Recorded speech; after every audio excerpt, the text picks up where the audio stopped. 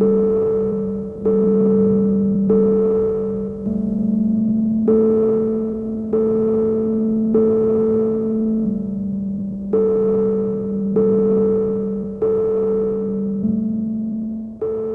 everyone, this is Brian Funk. I want to tell you about my new Ableton Live pack called 4-Track. 4-Track has 44 Ableton Live instrument rack presets, and they're all made from analog synths that I've recorded to my 4-track cassette recorder. That gives each one of the sounds of the analog synths a little extra tape character, some saturation, a little bit of tape hiss, and it brings them to life in a special kind of way. And you're hearing some of those sounds right now. Each of the presets has 17 different macro controls with audio effects to help make your sound fit exactly how you need it to in your next production. You can get this pack at my store at brianfunk.com/store, or you can get it by joining my Music Production Club. It's the current download right now during the month of October 2021. And the Music Production Club gets you access to all kinds of great stuff that I've created over the years, including some Ableton Live material, samples, educational material, our online community, and of course, our current download, which is 4-Track. You can join the club for free for your first month. The Music Production Club is a great way to keep yourself inspired and with new stuff to make music all the time. You can join the Music Production Club at brianfunk.com/MPC. And just another word before we start. Our guest today, Adam McHeffey, is the marketing director for Artiphon.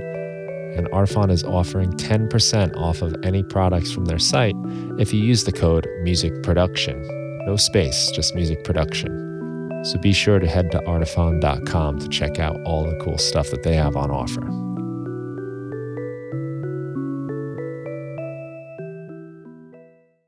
How's it going, everybody? And welcome to the Music Production Podcast. I'm your host, Brian Funk. And on today's show, I have Adam McHeffey from Artiphon.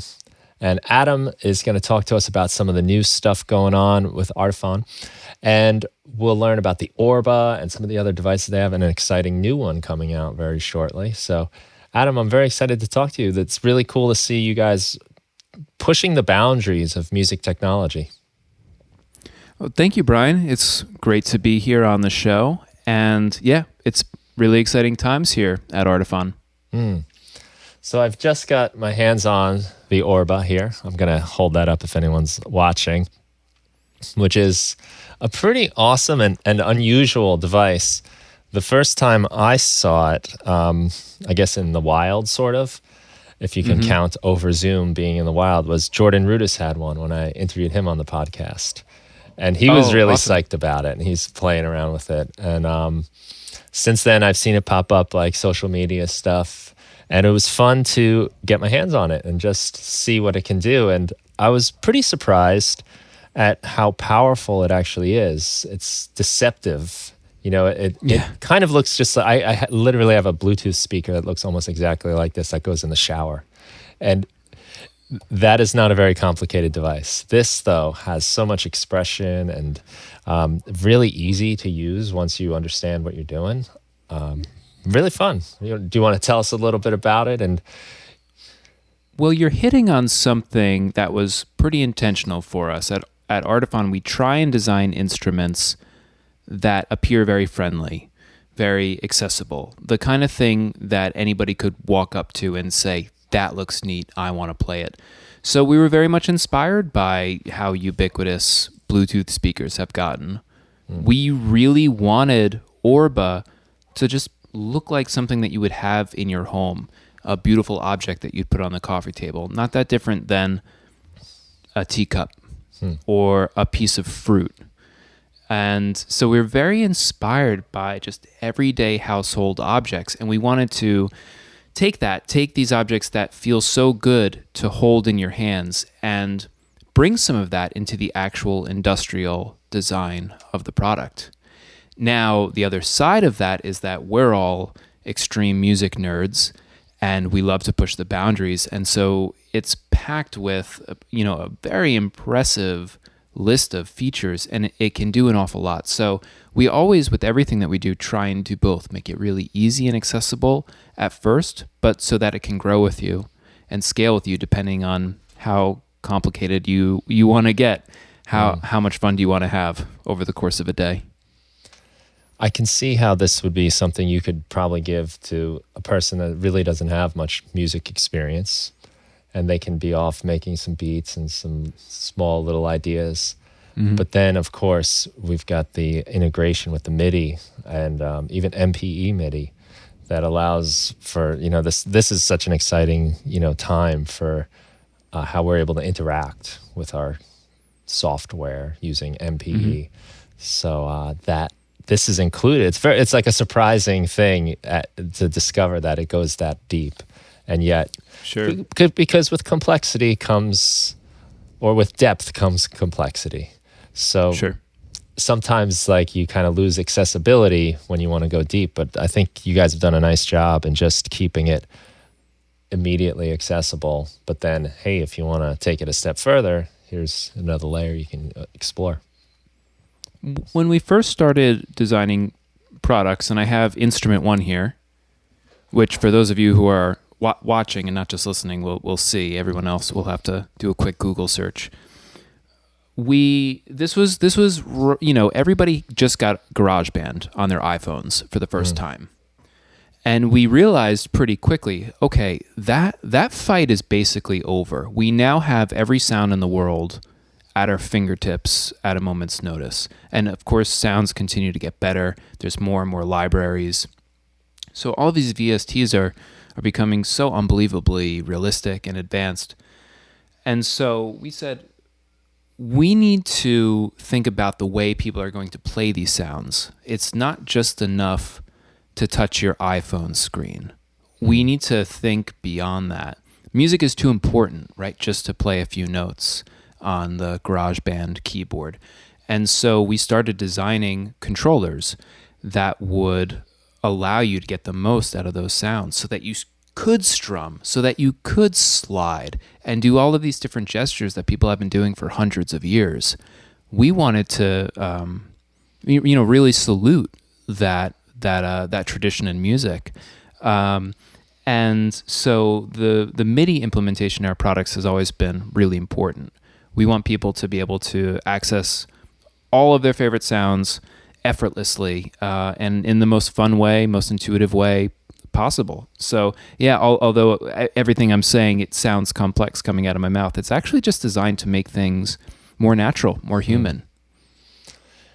A good example of that on the Orba is the clap. When you're doing drums, you can just kind of clap it in your hands and it makes a clap sound. That's... We call it bump. But it usually gives you a clap sound. Some of them are there's a cowbell on one of them. Oh, yeah.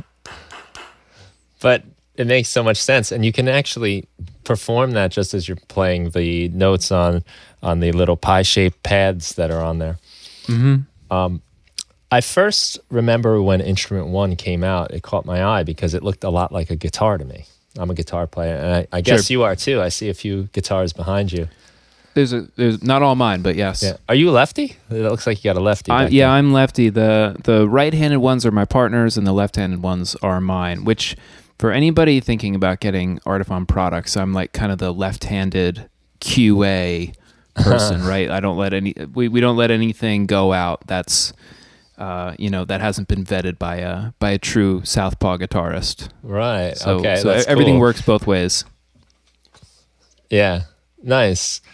So it seems like some of those gestures, these are just things you don't get. Even on piano, really, like a bending of a string, the sliding into the notes.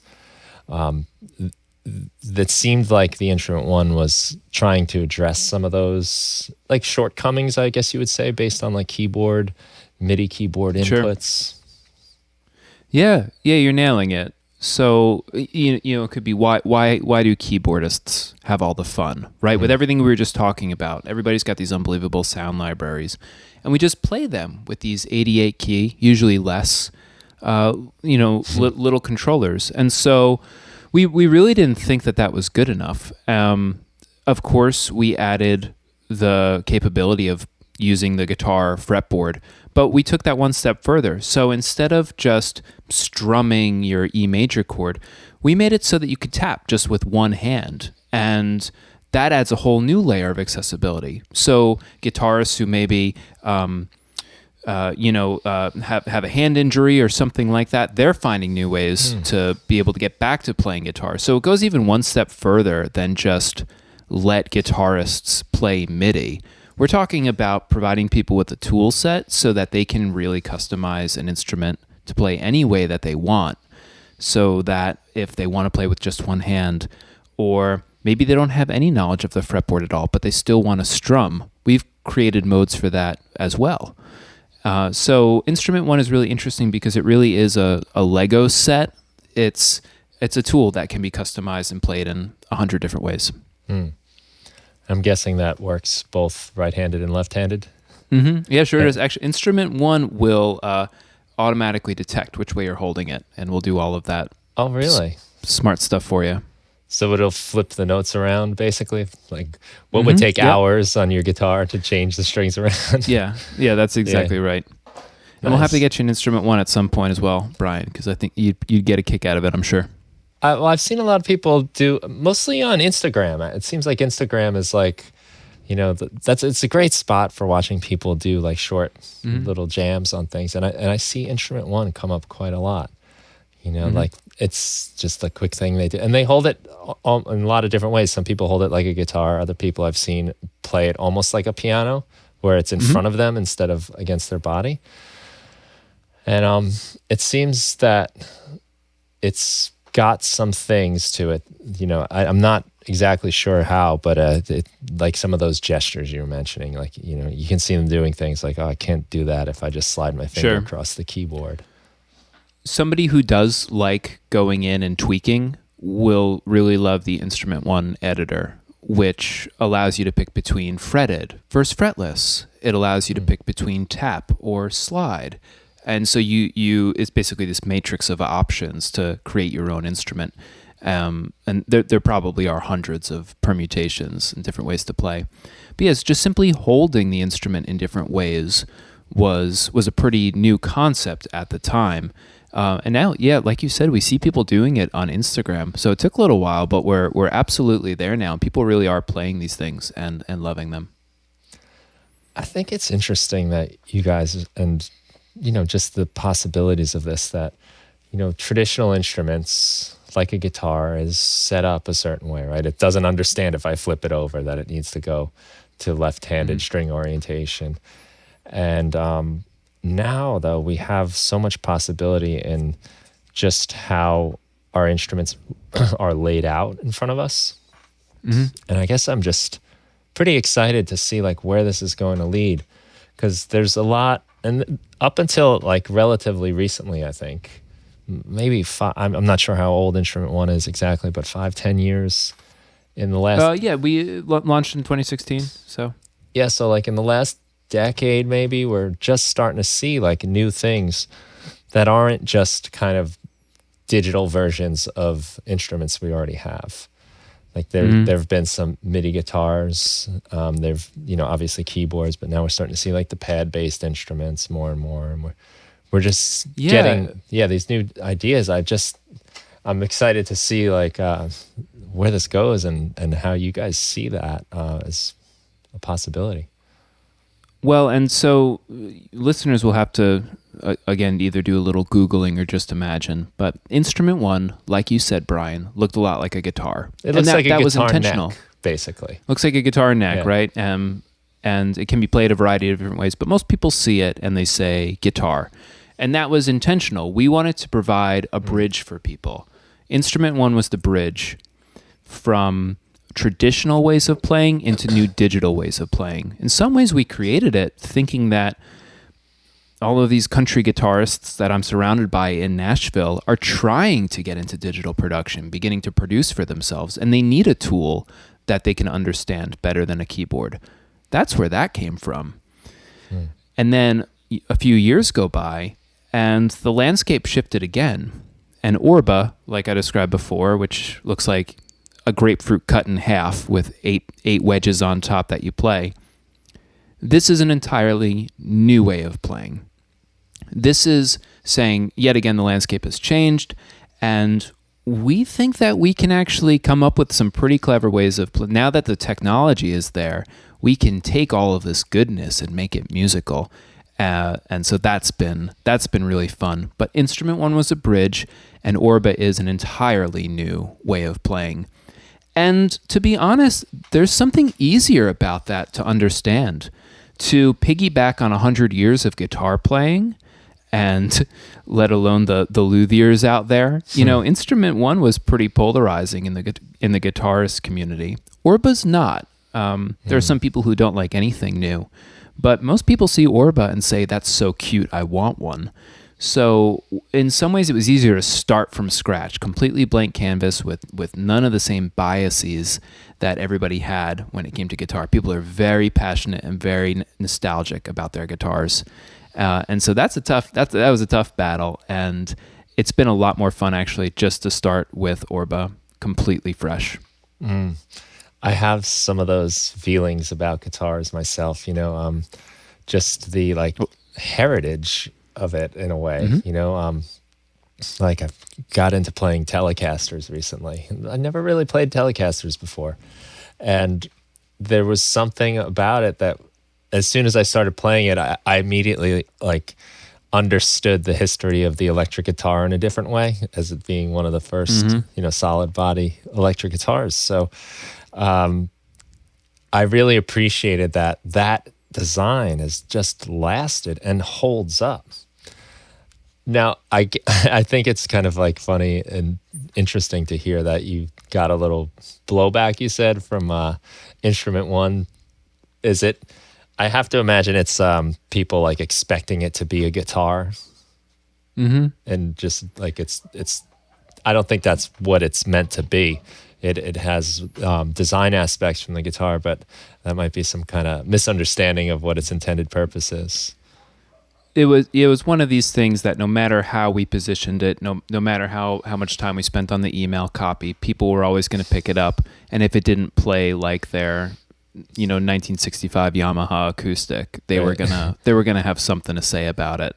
And yeah, like you said, that was never the intention. We wanted to provide options for people. We wanted to give people a new way of just approaching their sounds. We wanted to bring music to people who otherwise weren't playing it, and that's been the ethos of the company since day one. So never a single day in Artiphon history have we tried to create a better electric guitar, and every member of the company would agree. As you can see behind me, I've got some traditional guitars. Our CEO and founder, Mike Butero, is a classically trained violinist.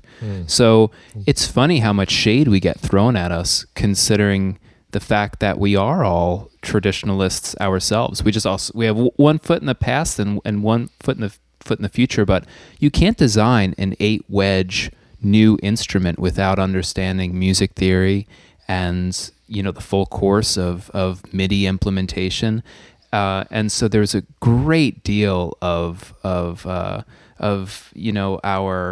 upbringings and our own musical training that went into all of this. And whenever we would sit down with people and just explain that, the entire mood of the conversation would shift. That's one of the reasons I have these guitars in back of me. So when I hop on a call with somebody, they don't think I'm the devil selling snake oil or something like that. So that's been a challenge for sure. People kind of see what they want to see there, but we always just wanted to we push the boundaries and provide new ways of playing. I've had that, as a guitar player. I think there's at least a little part of you maybe that, and it's the part of you that spent all those hours practicing and your fingertips hurting and bleeding, where it's almost this rite of passage, So when something comes out that kind of can skip that part of it a little bit, there's that defensive element, because music is so accessible. Like you said, everyone's got GarageBand on their phone now, which is more powerful than what they had at Abbey Road Studios when the Beatles were there.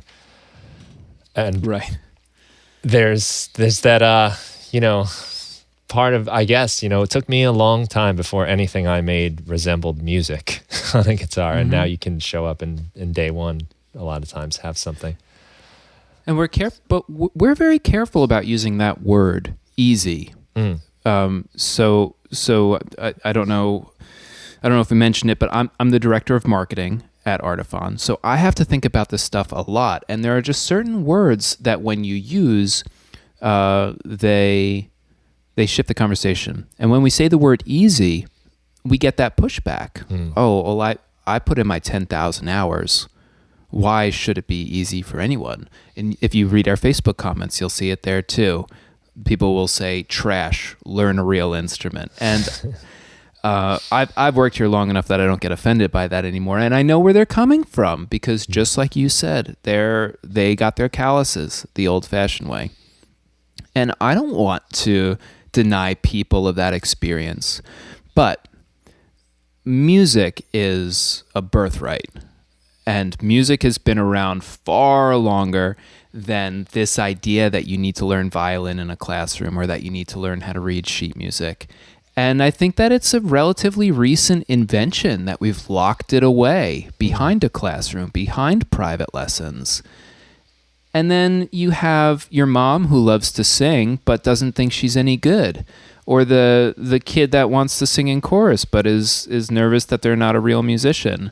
Or the kid who makes a song on their parents' iPad but then deletes it because, that's not how music gets made. And that's no good. We've got to turn that around because music is something that everybody should feel free to hop into. So instead of easy, could we maybe make it simple, accessible? What about intuitive? There's a good word for it. Could we lower the point of entry so that more people can just have a delightful experience as kids in high school or even younger? Let's make it so that more people fall in love with music the way that you and I have been lucky enough to. I'm sure 90% of your listeners are, players or producers, but, I'm sure that they have people in their lives that aren't and wish that they were. 80% of Americans wish that they could play a musical instrument.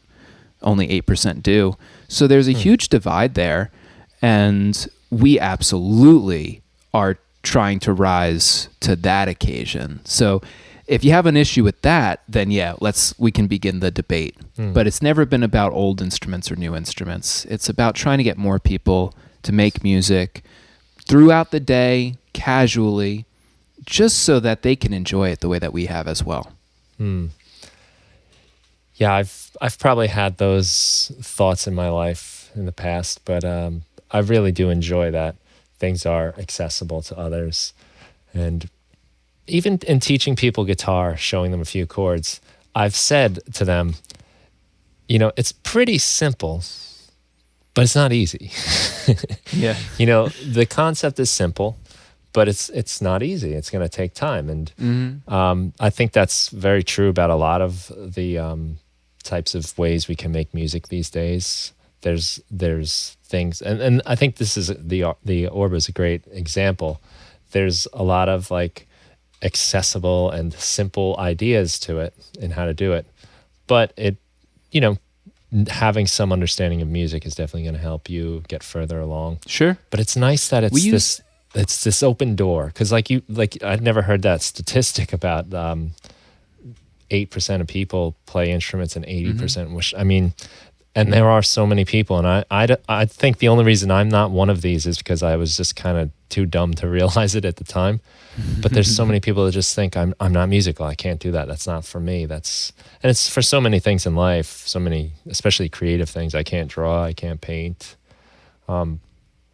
I thought when I was younger that you had to sort of be struck by a lightning bolt to become a rock star. You went up to a mountain somewhere and traded your soul with the devil. It's nice to have things that you can show people pretty quickly. Look, you could do this. This is something that you could do if you choose to pursue it. And that was the design challenge, is can you make something that somebody can come up to and simply play a few notes and it'll sound musical. It'll be in tune. No wrong notes. And at the same time, somebody who wants to take it further can. and they can create an entire loop on this thing. That's going to take a lot more rhythm. It's going to take some practice. And we call that scalable complexity. The idea that this product can grow with you and can get as complicated as you want to. So I can play, Lean on Me with just a handful of notes. I could teach anybody how to do that within a few moments, and now your YouTube video is going to get taken down. Or I can download a utility for a Max for Live instrument and use this to control my light show if I want to. So that's the real design challenge here, is because despite everything that I just said, we're also not designing for beginners. We try and design and be somewhat blind towards skill level here, and maybe that's impossible, but that's what we set out to do. And with Orba, so far it's working out pretty well. And that's where I start getting excited about this. It's a lot of fun. You have it in your hand, you can play, you can make loops and little tracks, and I'm sure they'd be great song starters. And I had a lot of fun loading it with Ableton Live, and you guys have a nice template where your instruments are already loaded, and so then you don't have to just be stuck with any sound that is on the Orba or through the app. You now have your whole palette there, and that's cool too. But the idea of so much of this, the expression is available in some of that Max for Live stuff. Like you said, you really could probably control a light show or really whatever you can think of. Have you guys found people any surprising uses of this? Anything come to mind that where you're kind of like, oh, that's pretty cool. I didn't think of that. Yeah, there's a if you're an Ableton user, maybe you know the name Laura Scuday. Is that familiar artist? She was one of the first ones to take this first spin, and she used it to control a whole generative 3D projection mapping, and she used Ableton to put all that together. I believe she's a certified Ableton instructor. And that was right when we had launched the product, and she took that pretty far. And that was pretty neat. So that would be a more advanced but certainly awesome use case for sure. Yeah, Laura, I think, was one of the first trainers for Ableton, and she's been on the podcast a couple times, and is responsible for the live shows of people like Kanye West, The Weeknd, Logic. So yeah, she's definitely knows her stuff, and I could see that being a pretty exciting pair of hands to see this working with. But the interesting thing is giving it to somebody who is really advanced and knowledgeable with this stuff, and then just seeing them use it as a standalone synthesizer, just taking it out of their bag when they're hanging out by a pool or something like that. I think that's kind of where we have a one-up on other instruments. The fact that you don't have to connect it, and it has a speaker in it, and it's just so easy and compact that it's kind of like the load-off instrument, for the professional musician. It's like the weekend instrument.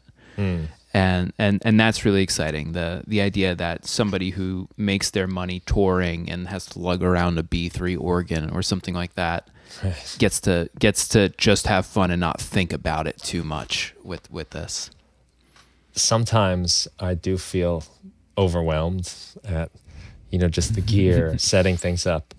And if I'm maybe not completely motivated to go make music, sometimes that's enough to just make me say, I'll let the Netflix just play the next episode for me and go on. And sometimes I'm amazed at even the acoustic guitar sometimes just blows my mind, because I didn't have to do anything. I just started playing it. There's no battery. Right. There's no electric cord or USB Wi-Fi. Nothing I have to do. And I think it's nice that that's part of this design. It's got to be tricky though too. Those are a lot of bases to cover that are on pretty opposite ends of the musical field. How much time does it take? How did this start as a concept? What is the overall picture, the lifespan of this product design look like? How long ago was it first was conceived? Orba, it's a great question. But it all started with InstrumentOne. And we called InstrumentOne the multi-instrument. Meet the multi-instrument, InstrumentOne. And the idea was, as we discussed, that there shouldn't just be one way to play this instrument. You should be able to approach it a number of ways. And Orba is just the second version of that. Let's revisit this idea.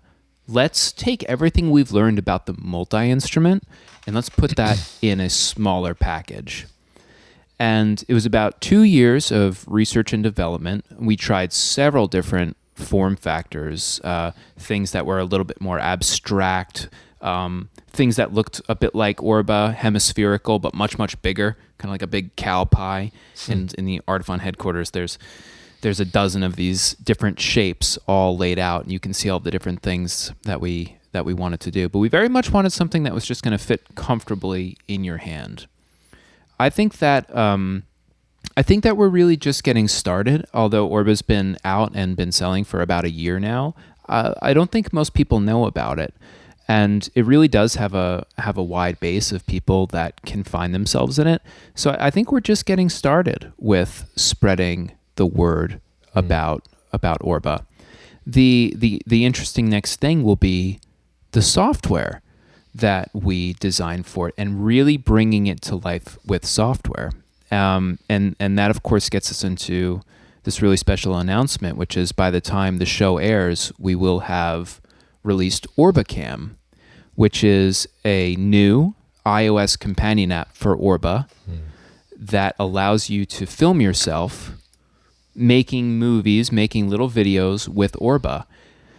OrbaCam will take care of all of the audio routing for you. It will add VFX that you control by playing Orba.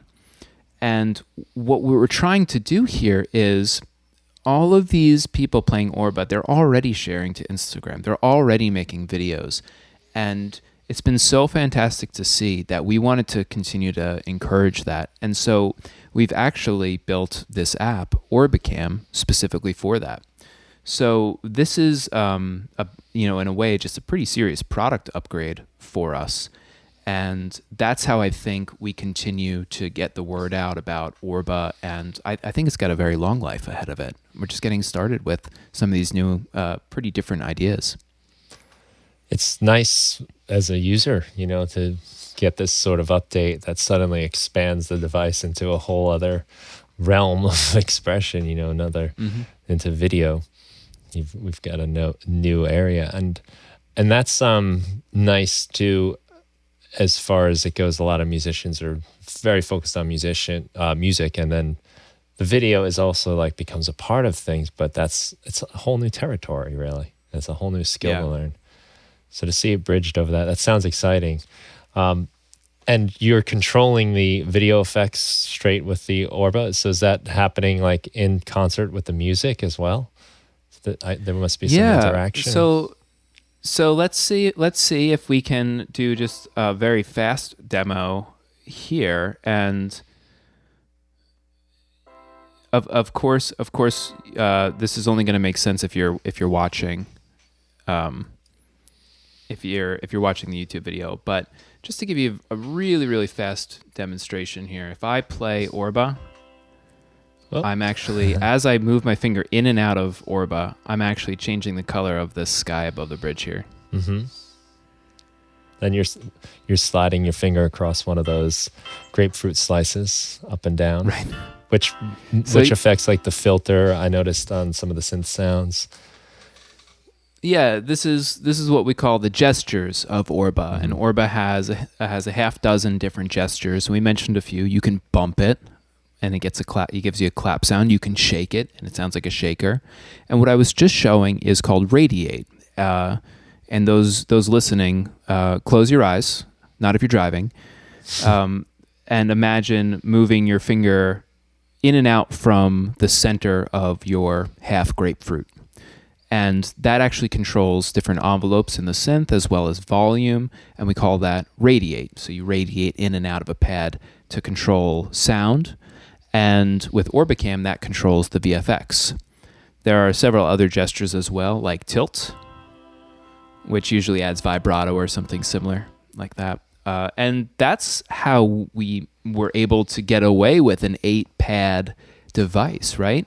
First thing people said is, what am I going to do with 8 notes? How am I supposed to play any song with only 8 notes? And it was by adding these different gestures that we really made this thing far more expansive. The ability to change notes, to change your sound, just by moving this thing through air in a really intuitive way. Yeah, it's fun. And I'm excited to see how this works. Now, you guys have something else that might be related. It's ScanBand, or is it called ScanBand, right? ScanBand. I'm glad you brought that up. So I might need you to explain this a little to me. I'm not on Snapchat at the moment, at the time of this recording. Sure. But I understand that there are, there's the filters and everything that work into Snapchat. That's why we can look like we're like puppy dogs and... Yeah, you got it. So, but this is something, I'm trying to remember where I saw this, because I don't think it was on a music-related website. Yeah, Artiphon R&D has some pretty long tendrils, and we do have some pretty exciting side projects.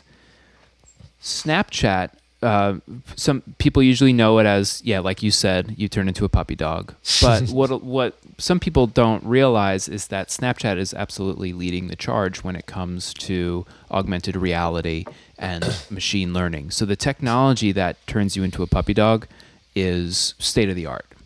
And there's just so much power there. In addition, Lens Studio, which is the software that lets people build this stuff, you can do a lot of great stuff in there. Snapchat was experimenting with a handful of new features. One of them was this scanning technology, the ability to point your phone around the room and have it recognize objects. So you point your phone at a tomato and it knows tomato. The other new technology was its audio machine learning, which for a musical instrument, music tech company is a gold mine. And I won't go into the details of how that one works.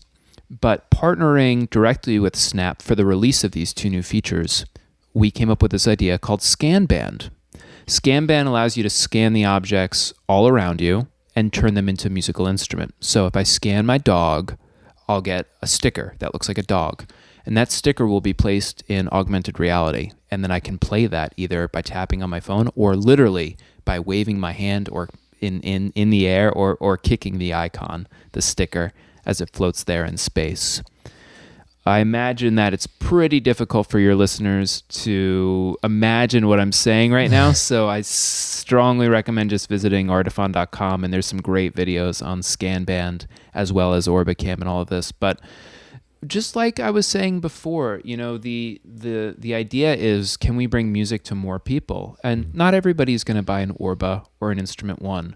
But most people that we communicate with do have a smartphone. And so if we can make smaller experiences with something like ScanBand and make those free and easily accessible for people, and they might start making music and they might not even realize it. And that's a really exciting concept for us, to make musical creativity just as easy, just as natural as turning yourself into a puppy dog.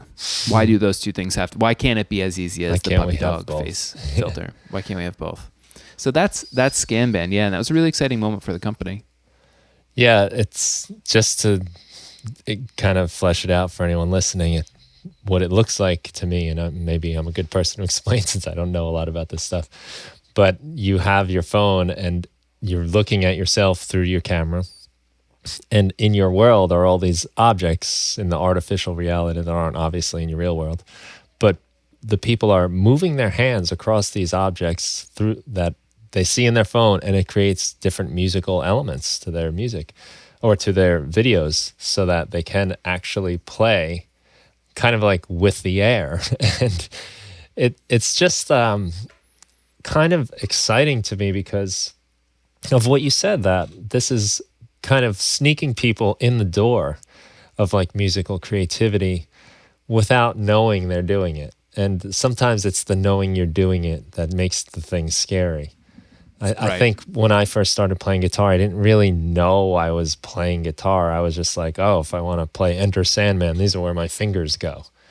And then I wanted to learn where do my fingers go for another song. And then soon enough, you're playing the guitar.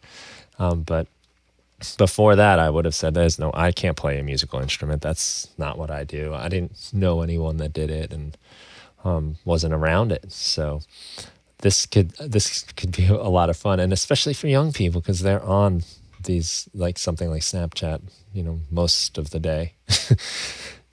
So it's nice. It's nice that there's something there that can kind of rope them into being a creator and not just a consumer all the time.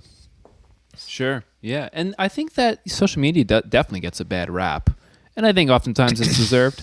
But what a powerful tool set to be using here. And Artiphon, I think, is now thinking strategically about how to take those tools, like the new tools that Snap is providing, and turn them into something more creative. People have there's no shortage of creativity out there. And I think that most people want their social media experience to be a bit more interactive. I mean, case in point is TikTok. We've made this massive generation of people that are truly becoming creators in their own unique way. So people have it in them. They just need the right tools and the right permission to do it. And so we're trying to be a part of that and use all of these tools that people already have, their smartphones, Snapchat, whatever else it is, in order to, like you said, low key get them to start playing music. So Snapchat was an experimentation. How easy can we make music? And if you look at some of the videos people have done, I mean, there are babies who are playing scan-band without even realizing it. And there are people who have done more complex things, like setting up a whole scene and running through it to the beat. So and everything in between. So again, there's that idea of it's as hard as you want it to be, and we're just providing a tool set for people. That's fun to hear that people are really taking it to new levels and making it art, really, and yeah, that's fun. So do you have any thoughts about where this goes? What are there any missions or visions for the future that you, I guess of course you were able to share, but overall, do you see the landscape of the musician changing dramatically through the future through some of the stuff? I think depending on your time window, it already has. I was one of these, garage band for the computer came out sometime around when I went to college. And so I saw how powerful that was. How lucky was I, right? To have GarageBand at 20 years old and to be able to make my first record all by myself. That was years ago now. And people certainly had a lot to say about that when it came out, right? But I think most people saw that as a boon to creativity and changing the musical landscape. So that's always been my starting point with all of this music tech. So will the landscape change dramatically? I think it's changing faster than we realize already. And case in point is GarageBand on a laptop or something similar, right? Somebody pirating Audacity and putting it on their parents' computer, whatever it is. It doesn't have to be GarageBand, but I think that this has already been happening for a couple decades now, and music has continually become more and more accessible, more and more democratized. The playing field continues to level every year that goes by. I think we're just trying to do that at a even faster pace. So, I do think that we're innovating. I think Artiphon is poised to make some pretty bold maneuvers here in this space. But I'm just piggybacking on that feeling that I had that said I can now put together a whole record myself. And if I can give more people that feeling of power and creativity, then that's a job well done. So with Orba specifically, what I hope people do is I hope people buy it and open it up, and I hope that they make a little song. And I hope that, their little 8-bar loop becomes enough that they feel good about the music that they made. I think that music can move out of this realm of being the super important, highly produced thing, and it could move back into the realm of just something that you do in between Zoom meetings or during Zoom meetings if you get bored. And that's enough. It's enough to make a 3-minute song and then move on with your day, and you don't have to publish it. It's the act of doing something, of being physical with your fingers, and making something that just delights you. So I'd like to see more of that. I'd like music to be less serious. I'd like more people to feel like they can do it, and I'd like a simple 8-bar loop to be enough, because for me it is. Yeah, I like that you bring that point up. Everything has to be so serious and such a big deal. And maybe with the fact that, I remember when GarageBand came out and one of my friends had it, I couldn't believe it, that it came with his computer, and I came from 4-track cassette recording days where, you dreamed of having that kind of power. But it can, everything we do now is recorded, so it's always documented. And if people are maybe not, I don't know if this is true, but maybe like the actual playing of an instrument is less so a thing, and it's more doing it to produce a song, to finish something. And once you get into production, like that's what becomes important, I guess. But the act of just doing, right? Just being in the moment, enjoying it for what it is, and not always having to make something a big deal. And for instance, I'm recording a record with friends of mine, and we just want to record a record. We're not gonna, that's it, the end. And so many people are like, well, what are you gonna do for publicity and for like? I'm Yeah, like, you're gonna do a Kickstarter campaign. No, or like, you're gonna press the vinyl. Yeah, it's exhausting. Yeah, we might make a few copies so we could have it mostly. They're so far the only ones that want it anyway. So it's nice though, like without any of that, sometimes it's just nice to enjoy it for what it is and not have to always think beyond the thing itself and just be in the moment. Like you said, like that was good enough for me, that I enjoyed myself while I did that and feel a little productive and accomplished, fine, but not everything has to become this big thing. And I've done it both ways. I've been in a band where we had to make the record and it had to be perfect, and oh my gosh, the stress that causes. Right. If you want to cripple somebody of their creativity, there's no better way to do it than put them in a touring band and force them to write a record every year. And I've done it the other way too. Like I come from a weirdo family where we still like played guitar and sang together, and nobody tried to capture that. Nobody tried to commodify that in any way. We just went on with our lives after that, and I think that there's room for that. I think people are hungry for that, and so I think we can design musical instruments and app experiences that get people out of that headspace, and they just get people creating without even thinking about it. Yeah, because I do think it's a thing that's kind of permeated us as people. Like we got to capture everything. We got to get a picture of it. I had this kind of funny moment last weekend. I was at like a farm stand on Long Island here, getting pumpkins and things like that. And they had giraffes there, which didn't know there were giraffes on Long Island, but they had a couple giraffes there that you could go and wait online and take a picture with the giraffe. And I was just sitting on the side with my wife. We were looking at the giraffes, and all these people were going up to the giraffes, right next to the giraffe, and just taking a selfie and leaving. And they didn't even look at the giraffe. They just paid attention to getting the picture, just capturing the moment that they weren't even really experiencing. You know what I'm saying? And I think that can be sometimes how music gets made too, when we're so caught up in just like getting the thing that we lose it. We lose the emotion of it and the feeling of it, and the actual experience is gone.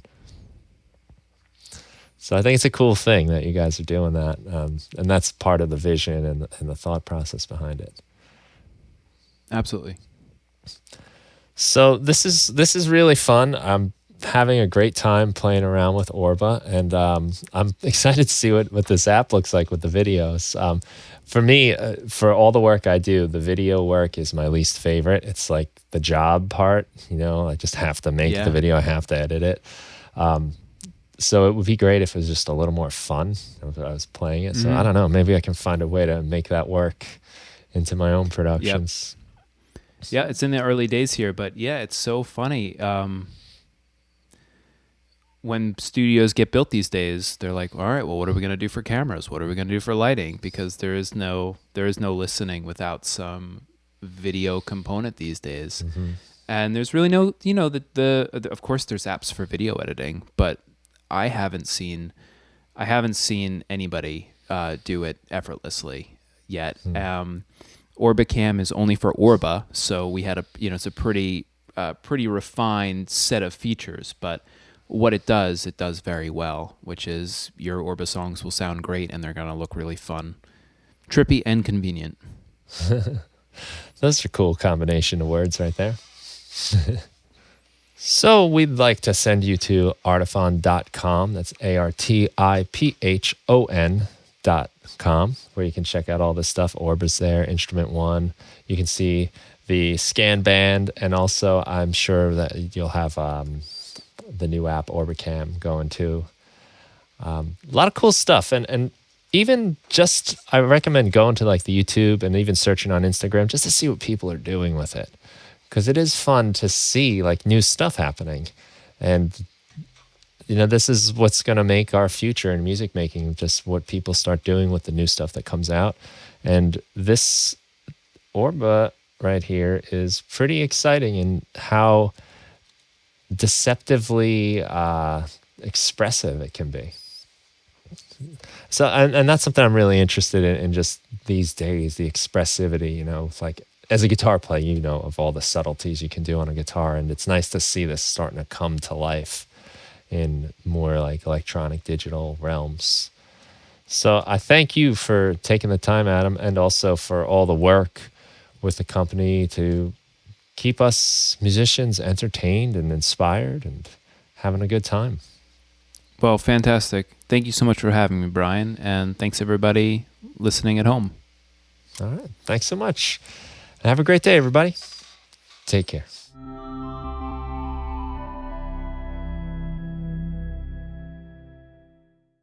Thank you for listening to the Music Production Podcast. If you've liked what you've heard, I'd love it if you could leave a review wherever you get your podcasts.